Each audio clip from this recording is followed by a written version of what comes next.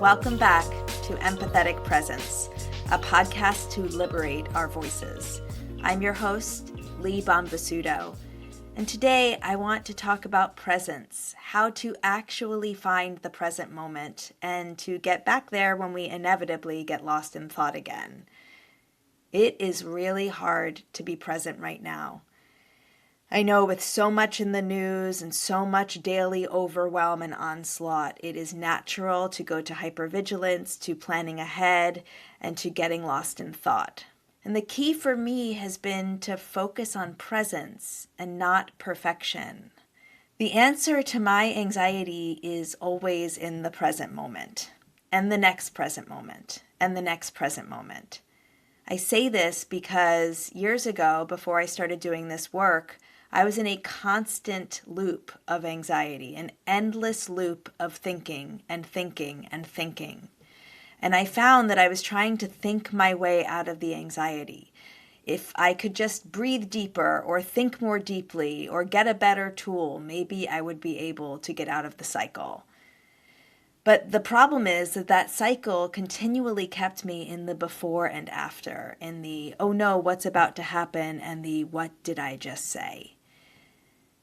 So the idea of returning to the present moment as a practice became my salvation. Before I started doing this work, I struggled quite a bit. I had endless panic attacks. I would continually check myself into the emergency room, certain I was having a heart attack. Over a decade ago, I made a choice that I wanted to deal with my anxiety once and for all. It was before I became a parent, and I didn't want to be in this endless cycle anymore. It was debilitating, destabilizing, and destroying my life. And so I read all the books, and I listened to all the podcasts, and I started therapy. I even read a book called The Untethered Soul by Michael Singer. This book was all about that voice in your head and how you could choose to not listen to it, how it was often inaccurate. And the idea that I could even untether from my racing thoughts was scary. I didn't know what was underneath my racing thoughts because it had been my only experience.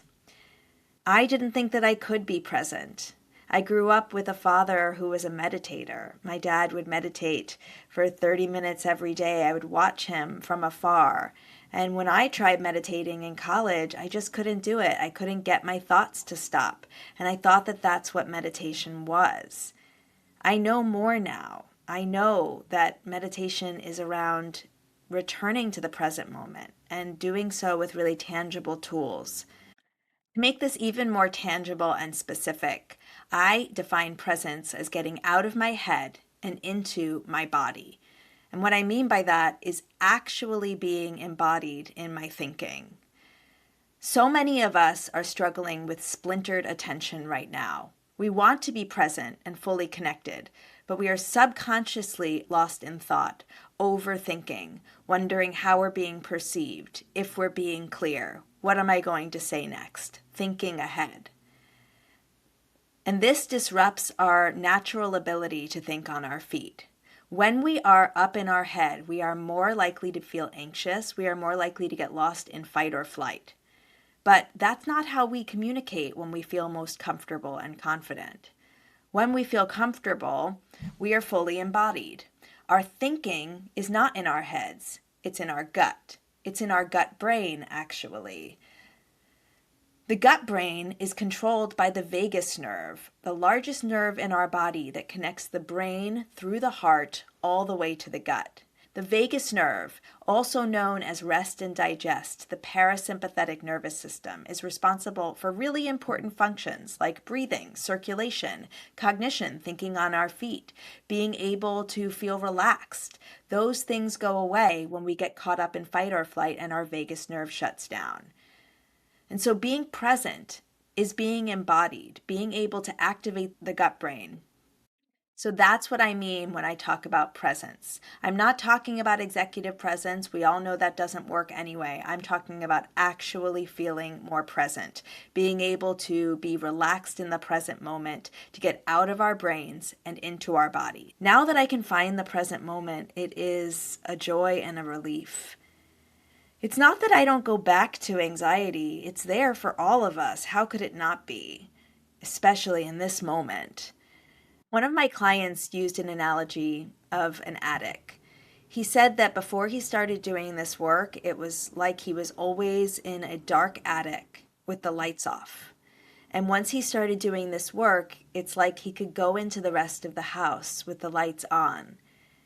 And I really resonate with this. And I too end up back in the attic sometimes. We all do. How could we not in this moment? But knowing that I have the tools to get the lights back on has been life-changing.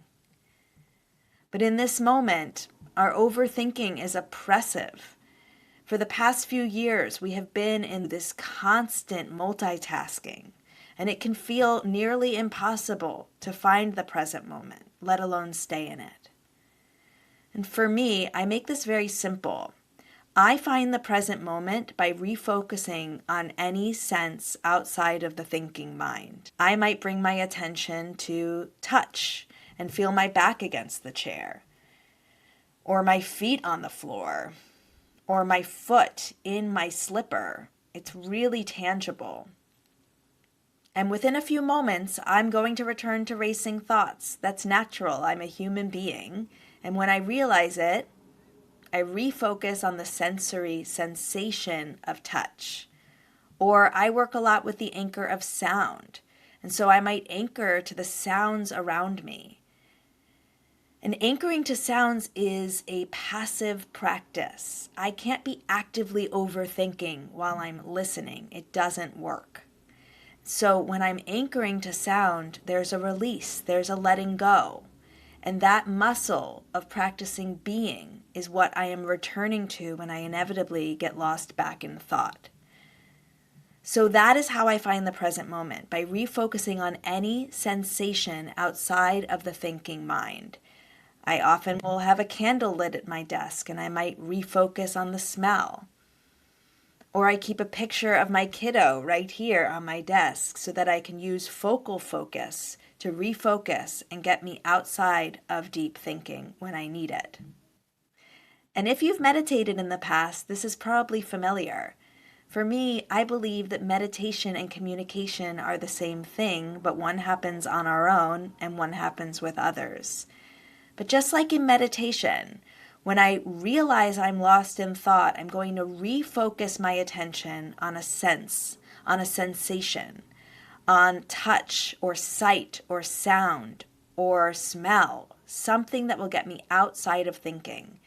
And within just a few moments, I will be lost back in thought. We are human beings. We have to expect that. And when I realize it, I bring myself back to the present moment by refocusing on one of these sensations. For me, this is about the practice of being versus doing.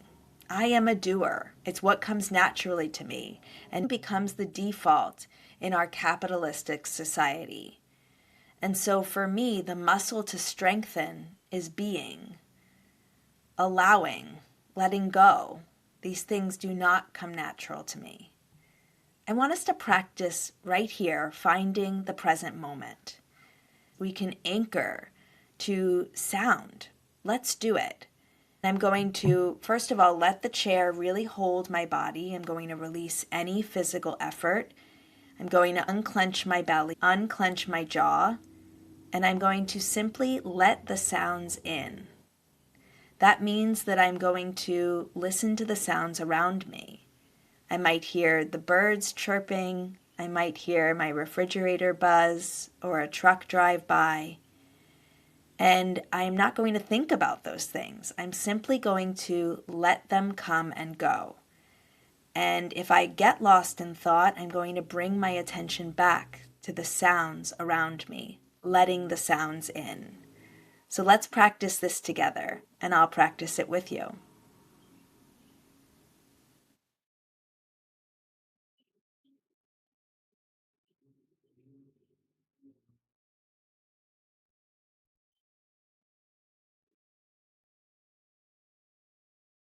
What was it like?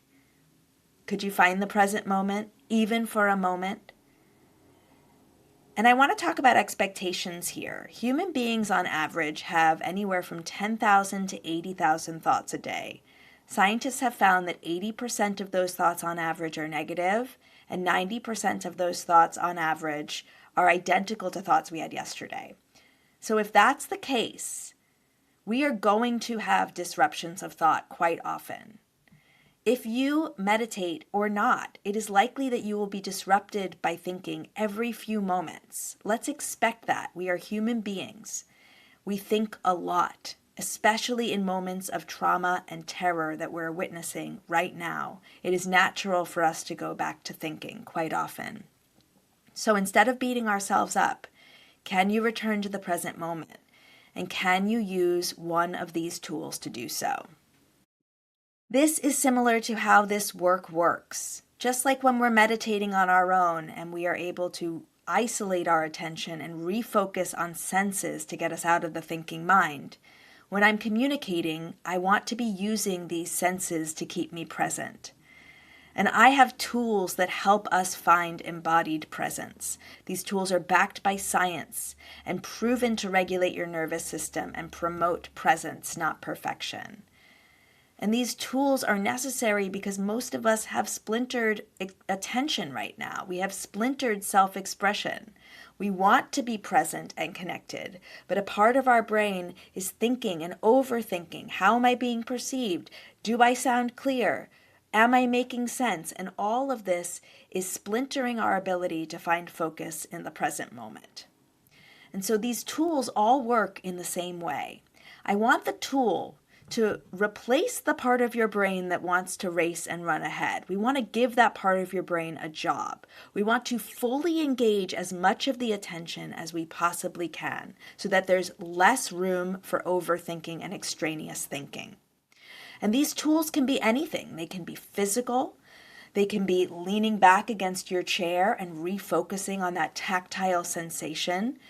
They can be using focal focus in order to focus your eyesight, which helps focus your thinking. They can even be formulas or frameworks, content tools that help you have more clarity around what you want to say. Any tool works. Any focus works. It's just that the ones that I recommend happen to improve your hormonal confidence. And what I mean by that is improving your ability to actually feel more confident. When we are connected, when we can get out of our heads and into our bodies, we have more access to hormonal confidence. Dopamine, serotonin, testosterone, feel-good hormones that help us think on our feet and be more present under pressure. All of these tools are designed to help you make the unconscious conscious, to get us out of the habitual behavior and give us the ability to make choices in the moment, something that anxiety takes away. But you will return to the habits. You will return to unconscious thinking. I want you to expect that. And when you realize it, the key is to refocus, reset, and restart without beating yourself up. So stop beating yourself up if you have normal habitual behaviors, if you say if you look up a lot, if you find that you're overthinking or over-prioritizing how you're being perceived. The only thing that matters is presence, because the answer to my anxiety is always in the present moment. So I want to know, what helps you get present? And what prevents you from being present? What does presence even mean to you? Email me to let me know, lee@presentvoices.com. And please, if you like the podcast, subscribe, leave a review, and share with a friend. And I'd love for you to practice empathetic presence with me. I host a live free workshop on Zoom where we can practice presence, not perfection, and learn tools to express yourself everywhere. Sign up at presentvoices.com/collective. Looking forward to seeing you next time and wishing you presence until then.